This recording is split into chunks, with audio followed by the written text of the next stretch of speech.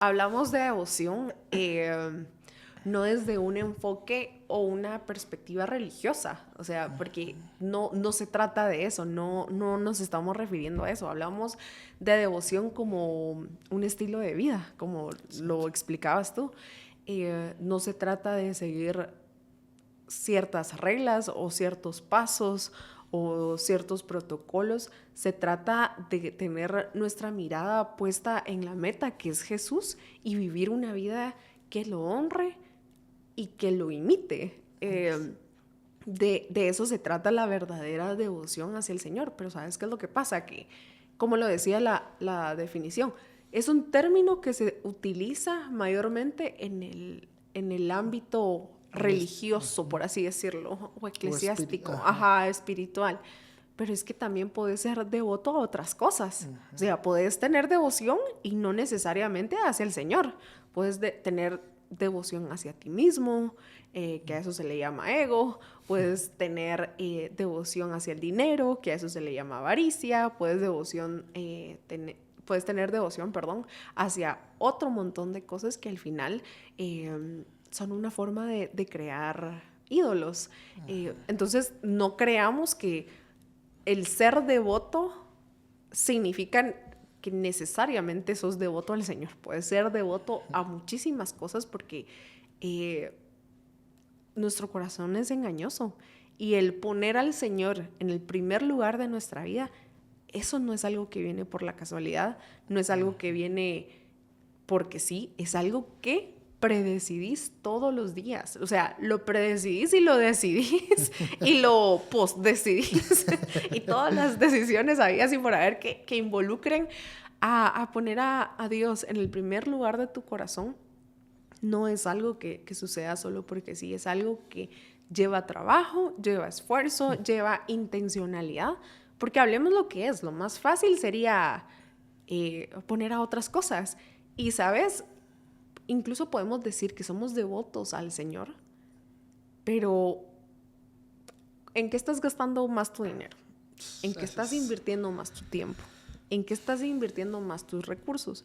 ¿Qué es lo que te da más fuente de alegría? ¿Qué es lo que te da más tristezas? Creo que son preguntas en donde puedes realmente comprobar si tu corazón está enfocado en el Señor o crees nada más que está enfocado en el Señor. Qué, qué vulnerables somos, creo yo, a poder como que hacer ídolos en las diferentes cosas, ¿verdad? Y yo creo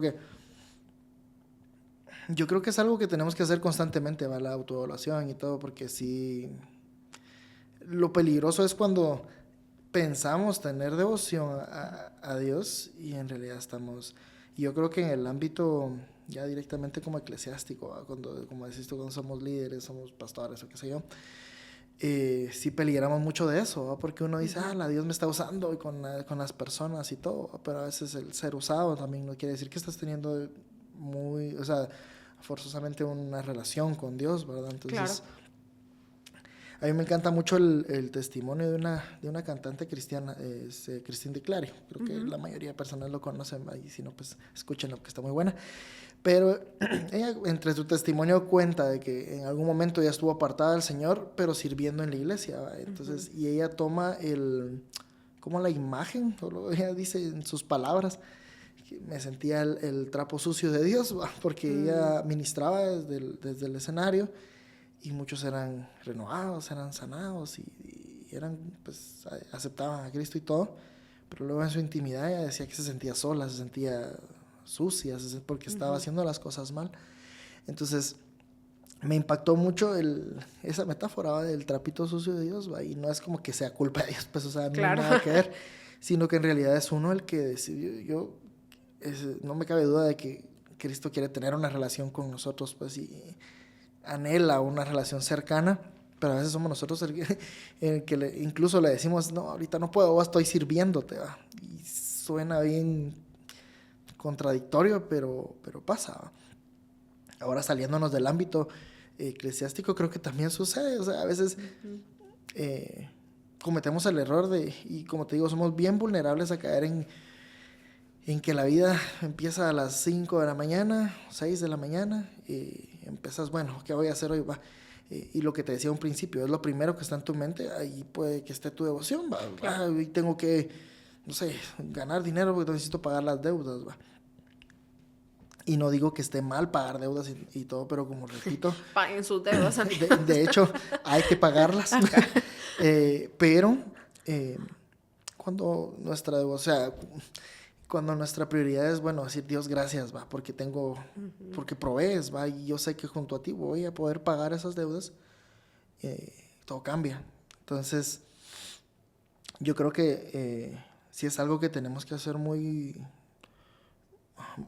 constante, por lo menos a mí me pasa mucho, que a veces yo siento que voy bien, y cuando siento, yo voy caminando solito y ya dejé a Dios por hasta allá atrás, y entonces toca volver y lo malo es de que uno construye a veces bases débiles, ¿verdad? Entonces toca destruirlas y regresar al punto en el que se apartó de Dios, ¿verdad? Que dejó de ser Dios la prioridad. Entonces yo creo que este tema de la devoción tiene mucho que ver con el amor. Y cabal, Craig Rochelle menciona medio su relación con su esposa, ¿va?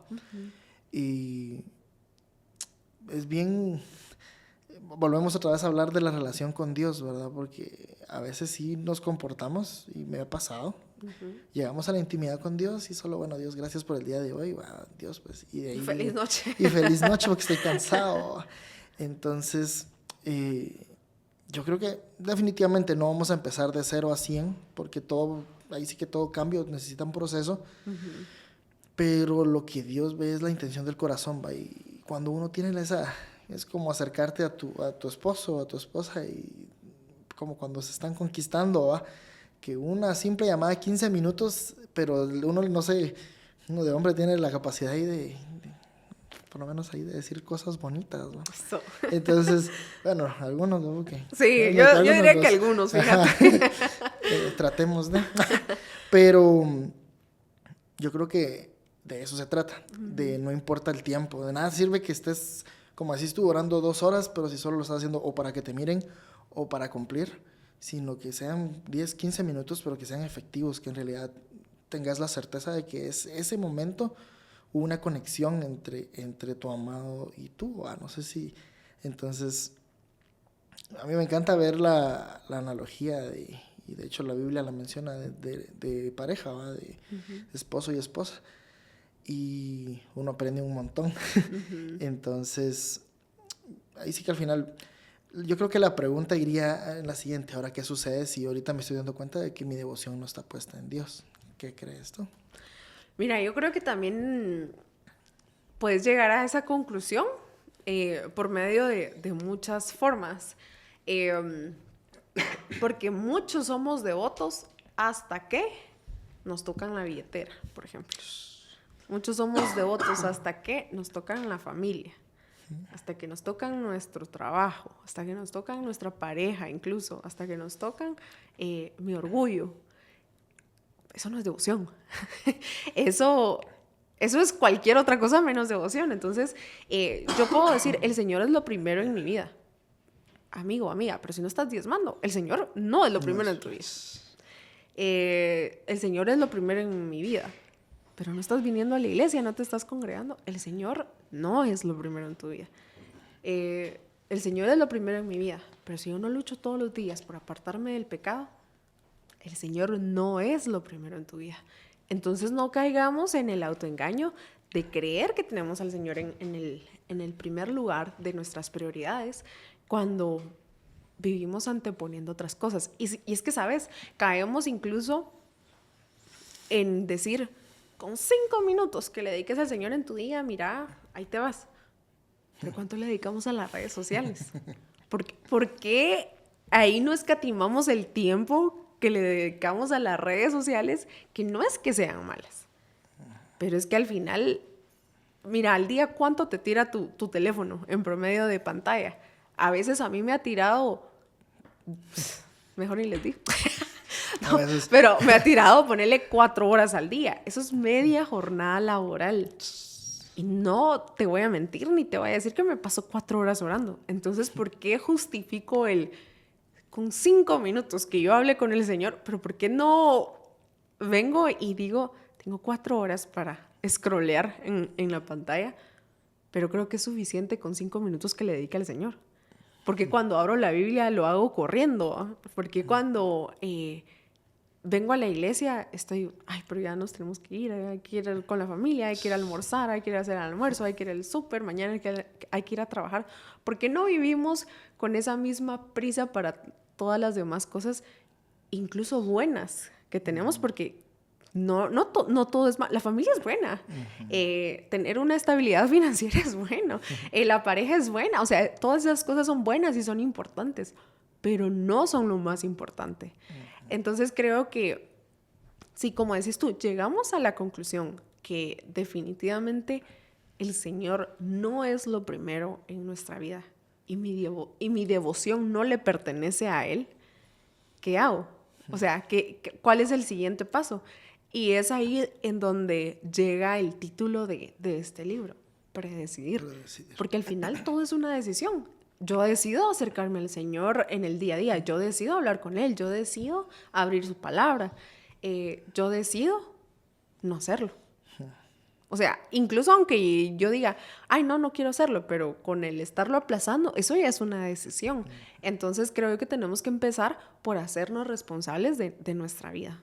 Porque a veces decimos, ay, es que esto es culpa del diablo, esto es culpa del pecado. Es que mira, aquí hay algo que se está metiendo entre mi relación. Y yo solo me imagino al diablo sentado en una esquina viendo, hasta comiendo poporopo, solo viendo como uno con sus decisiones se está haciendo pedazos, ¿verdad? Y eso es bien, bien grueso porque creo que, como te repito, a veces ni siquiera en las decisiones, y a mí me ha pasado mucho, aquí exponiéndome, hay veces que las decisiones que el Señor te da, o sea, porque en realidad sí, Dios te responde a veces, o te da la sabiduría para tomar, pero a veces no siempre es lo que tu corazón quiere, ¿no?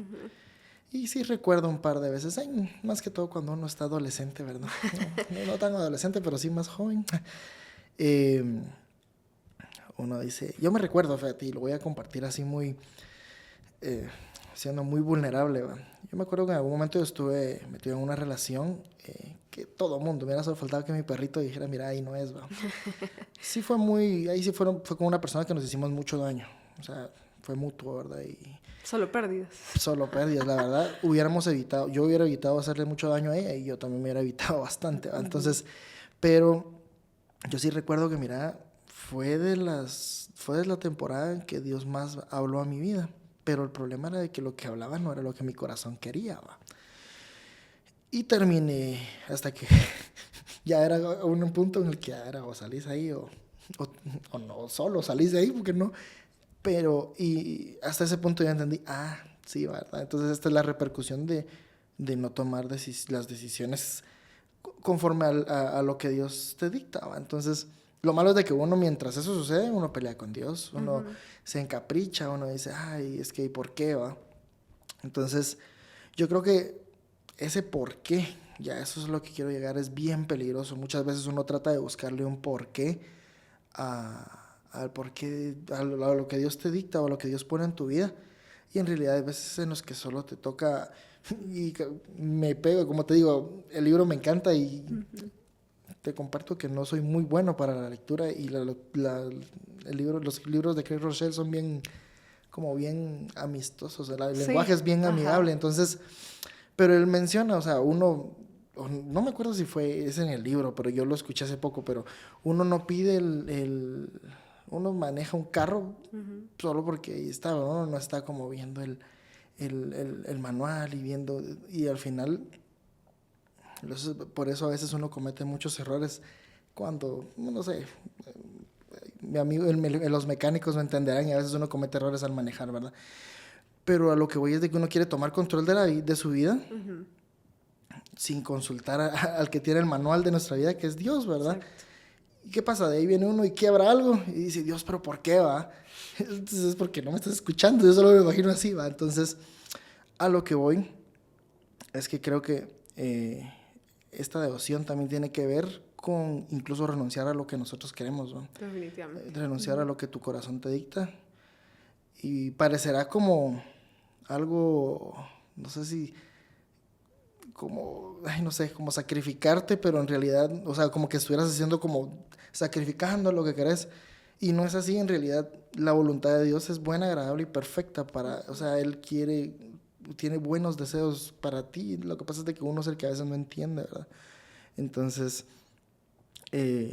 parte de esta devoción y todo, yo creo que una de las cosas que uno puede también hacer es en cada decisión, y yo creo que la palabra decisión es, ahí sí como decís, es la portada del libro, pero es bien importante, ¿verdad? Que cada decisión, por muy pequeña que sea, vaya dirigida con el corazón o con la voluntad de Dios, ¿verdad? Y Sí. no es como dice Pastor Julio, ¿verdad? No es como que Dios te va a presentar en la mañana y te va a decir qué camisa te pones, ¿va? Pero a veces esas decisiones o el tomar la sabiduría para esas decisiones tiene que ver con qué tan apegado estás a su palabra, ¿va? O sea, hay decisiones que Dios no te va a hablar porque ya te las dejó escritas. Entonces, el Exacto. problema es de que, como decís, tenemos el tiempo vertido en un montón de cosas, pero el único tiempo que tenemos a veces, si es que lo tenemos con Dios, lo empezamos esperando el final, y eso creo que ahí sí, qué feo sería que imagínate vas a comer con tu esposo y no solo te sentás, ni siquiera has ordenado y ya te dice, bueno, ¿a qué hora nos vamos a ir, va? Qué feo se sentiría, ¿verdad? Entonces, solo para que lo meditemos.